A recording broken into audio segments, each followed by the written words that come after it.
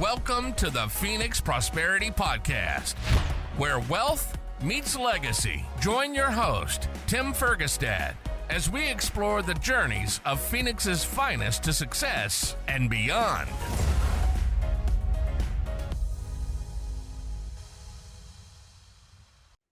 Hello, this is Tim Fergestad. Thank you for joining us. I'm very pleased to have Rafael Ayala with me here today. Rafael is a speaker, coach, author, anchor, producer on TV and radio. He's the founder and CEO of Human Effectiveness. Welcome to the show, Rafael. Oh, thanks. It's a pleasure, Tim. Thanks for the invitation. I'm very excited to talk to you today. You have a diverse background. You just mentioned before we started the podcast that you went to high school in the Catskills, but I did. Yeah, in a really small town on Old Route 17, Roscoe, New York. Yeah. Okay. Wow. Very cool. But a lot of the foundational work in your company and your business has been in helping Hispanic companies, and now you're global. And can you give us a quick snapshot of your business right now, what you do, what your company does? Sure. What I do, and I have people that helps me on that, is to help companies increase the performance and engagement of their teams, and the influence and credibility of their leaders, to achieve agreements, reduce the costly consequences of misunderstandings and conflicts. Sure. And we help them, especially, not limited to, but especially with companies with diverse teams, people from different countries, different cultures. That now is an everyday deal. Right. That's particularly important nowadays, right? Because of the diversity and people working remotely all over the place, as well as the different means of communication, I imagine, through different cultures, right? So get your hands full. Yeah. In fact, I had been working with, in the States, it's pretty common to see the relationship between the professional relationship or labor, Hispanics and Latinos and American people. But I had been working all along Latin America, from Chile and Argentina all the way to Mexico, so obviously Central America. Here in the States, had been working for 24 years, and also in Spain, Italy, mainly that. Okay. I believe you also have some relationships in India and Scandinavia and other places that you mentioned. Oh, yeah, because some of the companies that are global now, right, they have people everywhere. So now, you can have the corporate, like a client I have in Denver, but I deal with the people that is in Germany, Netherlands, India, Mexico. Sure. I also has been working for a British company that gives seminars to their clients all over, and sometimes on site, some others, and now every time more online. Okay. Is that a big part of what you speak of when you do keynotes? Yeah, when I do keynotes, it's mainly on site.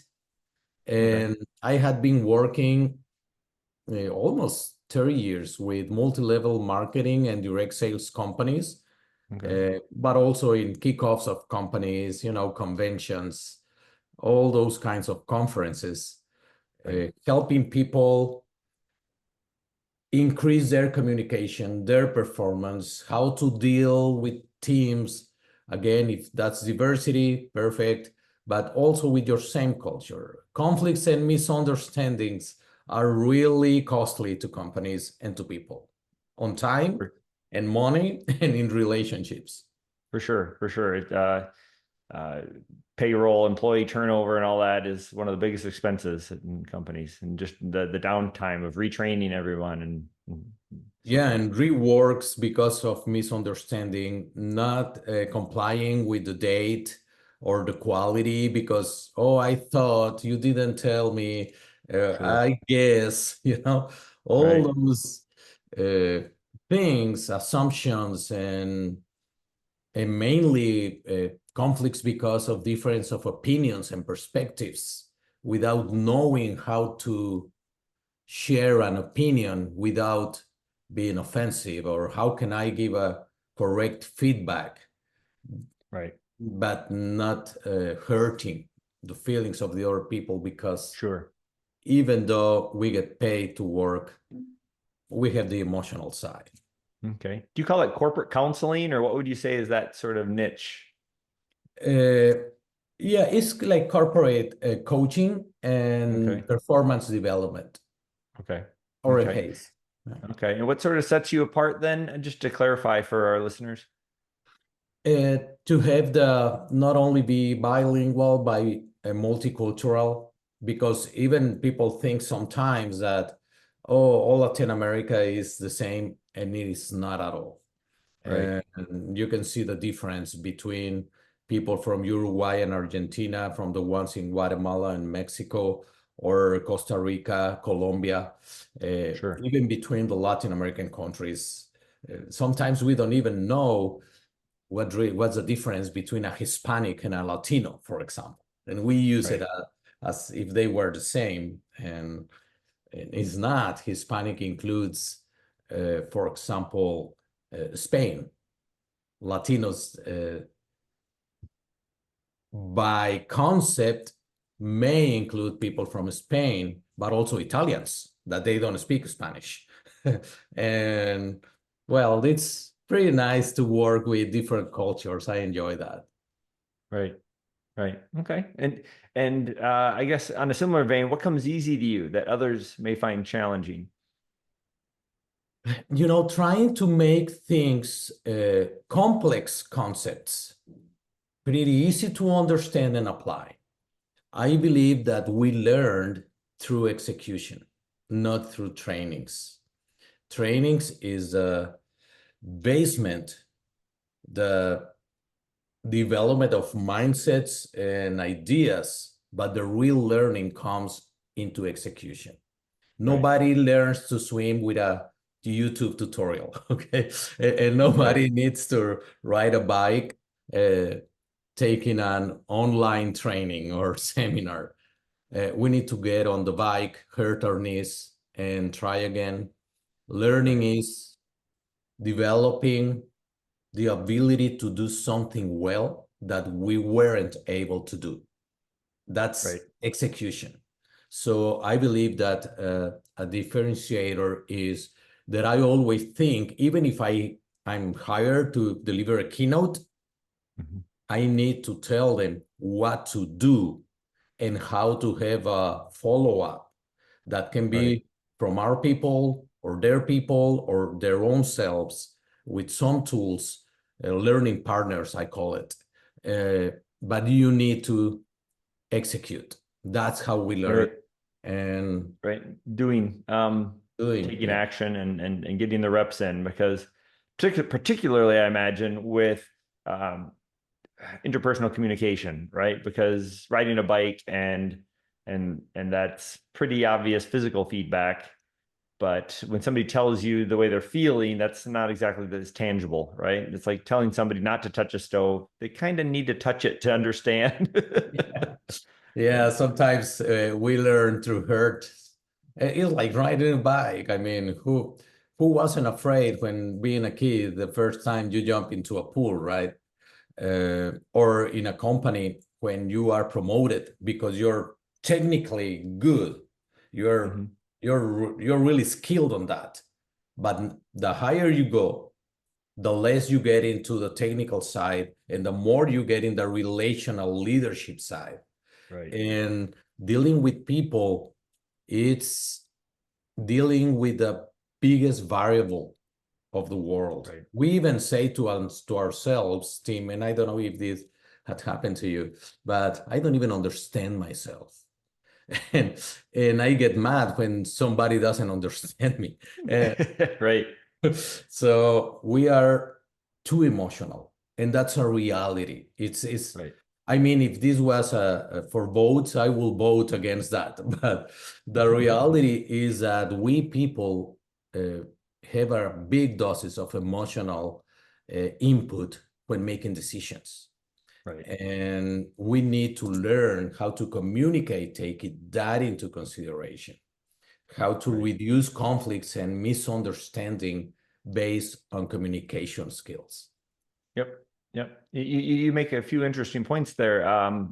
One of which the social psychology behind what drives our decisions, right? And how it's emotional, right? And we rationalize it after we rationalize our gut decision, right? We look for logical things to support it, but sometimes clever scientists can strip away all the logic and we're still stuck going, well, I want this. Why? I don't know. It's just emotional core belief. Yeah, you're right. And sometimes even we are clearly not rational. It's like, I ask for a favor. I mean, and a favor is not an order, it's not a must. It's a favor. The other person is open to do it or not do it. And I shouldn't be upset if they say no, because it's a favor. But if they say no, inside of me is, okay, you owe me one. Next time you ask me, and that doesn't make sense at all. Right. That's that's a reality. Well, it's there's some neat science behind some of that, like the law of reciprocity, right? Is the tribal nature of things, right? And sort of the fairness, moral. Anyway, so what's a common example of a situation of a business when they reach out to you? They need help with something. How does that often play out? Yeah. Usually they call me because they need to improve the performance as a team of the team, or more specific sometimes is we have this person that we want him or her to go to the next level, especially on soft skills. Can you help us with it? Or we are having a problem with engagement of our people. Our turnovers are getting higher, and that's an actual situation that we need to learn how to handle that. Also, we are making a new team. They have a new VP or a new VP or a new director, and I need you to help us increase the speed on how they really become a team. Or we are having a lot of conflicts in these areas or silos. How can we break that down to be just a one team perspective with a more systemic thinking, etc. How often? Okay, interesting. How often do you run into people who just like they were a producer and they were really good, and then they get knocked up into a leadership role and they're just not suited for it? They're a really good producer, they just couldn't translate that doesn't fit to their skill sets and their nature. Does that happen sometimes, and how do you deal with that? Well, that's everyday deal.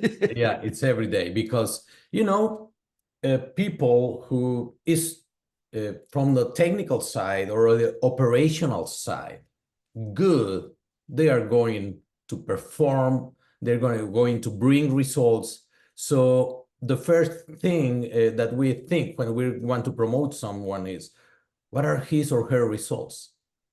Oh, this person. And on the operational time, everything is your technical skills or your abilities on that. That's manual.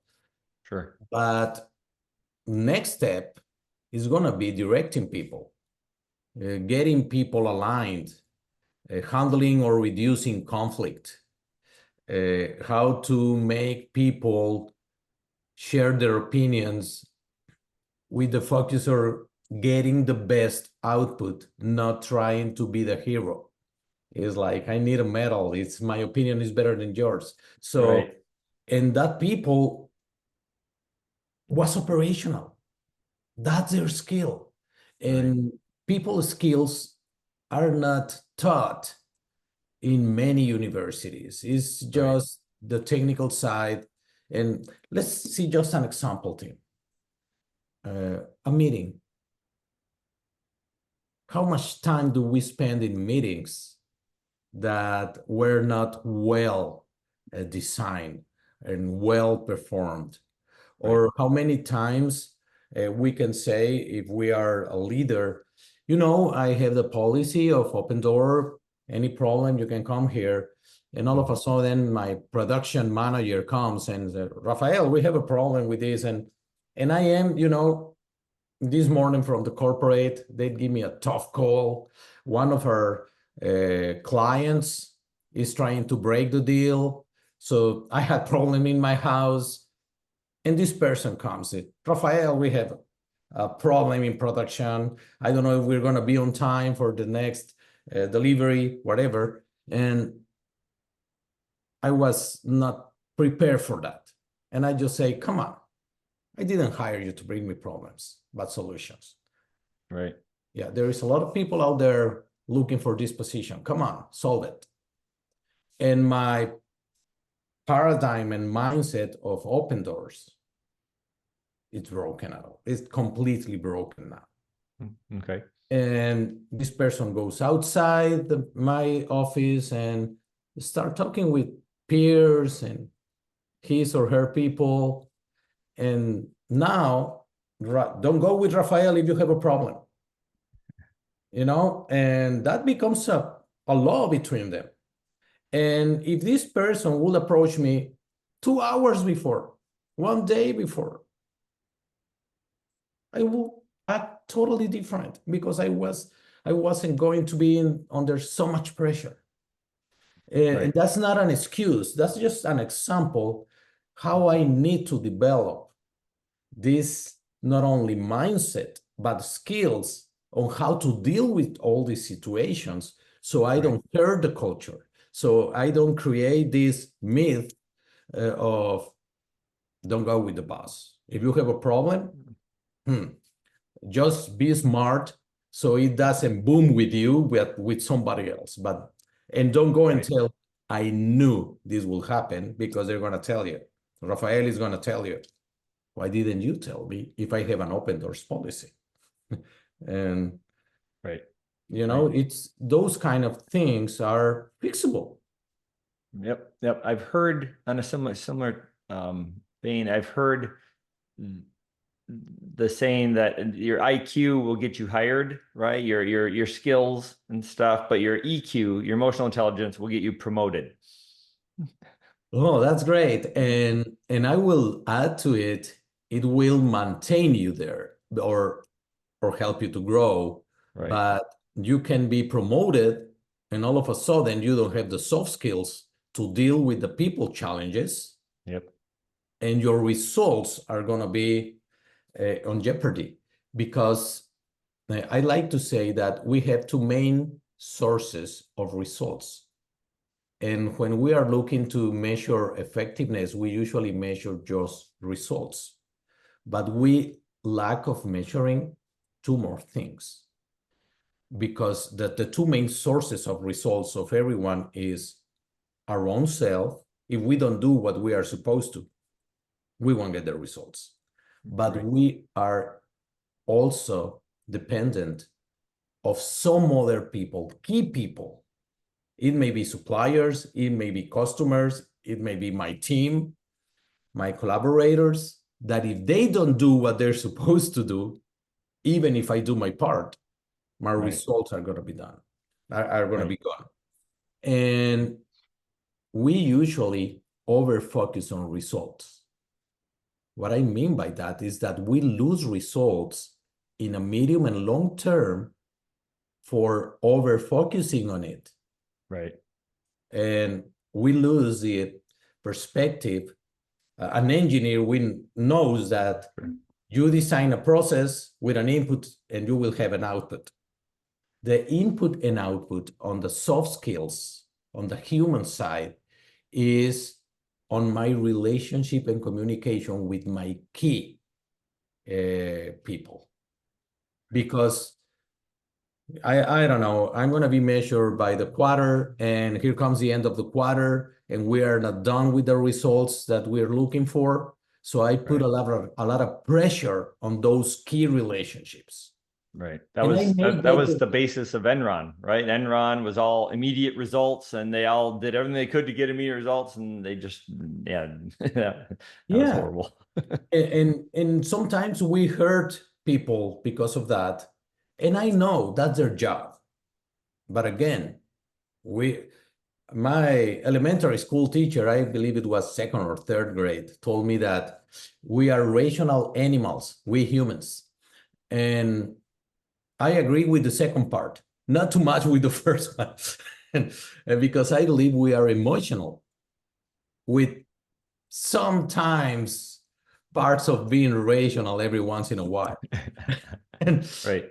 and if we hurt people, that they help us to get the result, what's going to happen the next period that we still depend on them to get the results? And usually what happens is that they do the minimum so they can stay in the job. Right. But which company can sustain results with a minimum performance of their teams? Right. I mean, They just do we just need to enough work to on not that. get fired. Yeah, exactly. And we need to think ahead and say, and I'm not saying, okay, this is going to be our club, because we pay to go to a club. We don't get paid for that. I Right. understand. I have a company. I was a manager or a liquid fertilizer company, and we need to get results. I understand, but we need also to sustain them. And that's the hardest challenge, even in sports. Any team some year may go to the final and even win. The real challenge is how do you sustain that? Right. And to sustain that, you need to work on your key relationships, the ones that you depend on results. And those are internal and external. Right. That's the foundation for everything, for sure. Yeah. So pivoting to Phoenix, you've been here for a few years. You've been working here for decades. What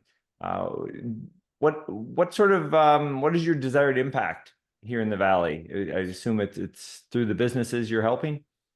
Yeah, sure. I had been helping through a foundation for Hispanics. Das Foundation is the name of this foundation. And there, this is a pro bono deal I do a lot to support this foundation to help Hispanics increase the results of their businesses. Okay. Because this is interesting, Tim. The minority in the States that starts more businesses are Hispanics. Okay. But if you go to see the list of the growing of companies of the minorities, Hispanics are on the low ones. Okay. So they're starting a lot, but they're not growing them. Not growing them. Yeah, because they or we need to learn how to manage people, how to not be afraid of getting a loan and going farther. But so there's this foundation working the whole year on trainings about that to help Hispanics and having challenges, and I help on that. And I also help companies. Last 2 years, I had been working with a company that has huge warehouse here and corporates, Aero International. They're based in Denver, but they are all over. But Phoenix is a key site for them. So I have been working with them, and also with companies, multi-level marketing and direct sales companies, and especially the ones that have, again, the mixture of cultures and Hispanics. Sure. Because that has become an alternative for many people to have a side income or even a full-time income. But there's need to be a mindset change, because if you had been an employee most of your professional life, and all of a sudden you are on your own, I mean, with the backup of your sponsor or whatever on direct sales and multi-level marketing, but you need to have a twist on your mindset, because now you are responsible and your accountability is voluntary. So Right. yeah, it's a total mind shift. Yeah. Yes. Yeah. So, can you talk about that or advise people where to reach out and find more about that foundation or that the business help? Yeah, DAS Foundation and DAS Foundation. You can find, anyone can find it on the internet, and it has a pretty good programs running the whole year. It has a monthly seminar, like to people to Nice. know, and also trainings. All are really low ticket to help people really get into the growing of their business. And it's looking for Hispanics who already have a small business and want to grow and learn and have access to many alternatives to increase their performance and knowledge, and also their assets on, yeah, from loans to all the legal side. On restaurants, you want to sell alcohol, what do you need to do? And finances, HR, anything. That's a really nice foundation. Yes, that's a great service. That's awesome. Thank you for doing that. So, reflecting on your journey, I like to ask people this question about what do you wish you knew about building wealth and success earlier in your career? Well, that's pretty interesting. One is to take higher risks. That goes with personality in part, but also is knowing that when you take a risk, you have 50-50 chances. Don't be looking just as a 50% that may be wrong, because that may become a learning experience. And it's pretty uncommon that 50 is totally wrong.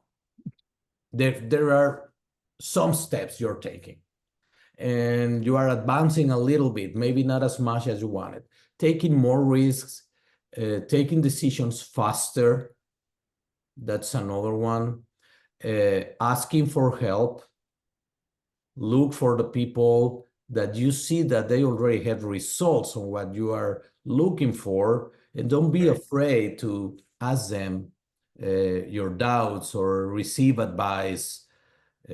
I believe I could learn a lot, and it's like when I was starting keynoting, that wasn't my goal, but that was something that in Latin America started later than in the States. So it took me too long to find out that there was a National Speakers Association here. I see. As soon as I found it, I joined it. I even got into 2 chapters, one in Texas, one in Arizona, and went to the academy to learn from people that already walked this road. And if I had done that before, it will be a great help. Right. So yeah, find a mentor, right? And success leaves clues. Those are all good things. And then also take risks, right? I mean, that's yeah.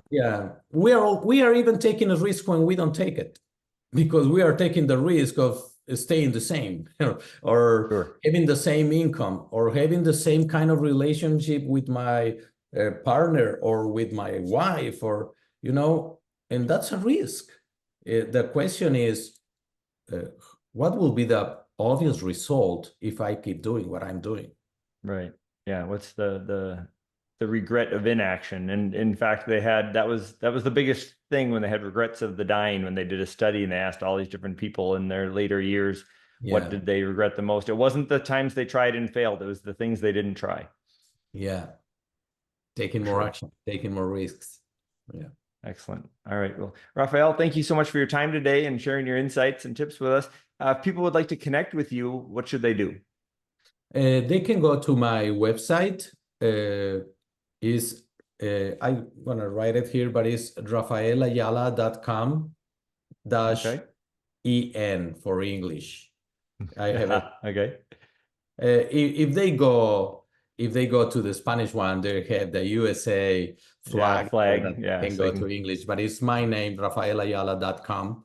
I Okay. think that's the easiest, or LinkedIn, also Rafael Ayala, and social media. Yeah. Okay. Okay. Excellent. All right. Well, thank you everyone for listening and watching today. Thank you very much, Rafael Ayala, for joining me today. We appreciate you sharing your story and your insights. No, thanks, Tim. A pleasure to be with you. Inspired by our guests? Visit phoenixprosperitypodcast.com/guest and join us on the show and share your success story with Tim. The spotlight awaits.